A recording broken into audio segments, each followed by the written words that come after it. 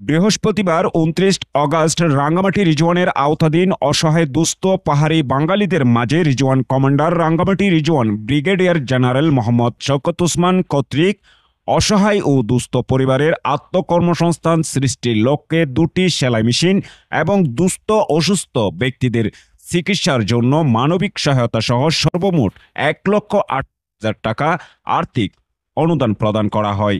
এ সময় reason commander বলেন, বাংলাদেশ সেনাবাহিনী জাতি, বর্ণ, ধর্ম নির্বিশেষে জাতি উপজাতি ভেদাভেদ ভুলে গিয়ে দেশকে সামনের দিকে এগিয়ে নিয়ে যাওয়ার জন্য কাঁধে কাঁধ মিলিয়ে কাজ করে যাচ্ছে। তিনি আরও বলেন, যে কোনো প্রয়োজনে সেনাবাহিনী সার্বক্ষণিক জনগণের পাশে থাকতে বদ্ধপরিকর। এরই ধারাবাহিকতায় আজকের আমাদের এই ক্ষুদ্র চেষ্টা।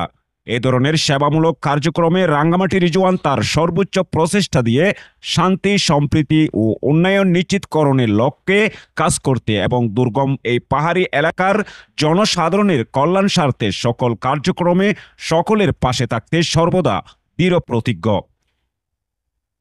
এ ধরনের সেবামূলক কার্যক্রম ভবিষ্যতেও অব্যাহত থাকবে বলে আশা ব্যক্ত করেন।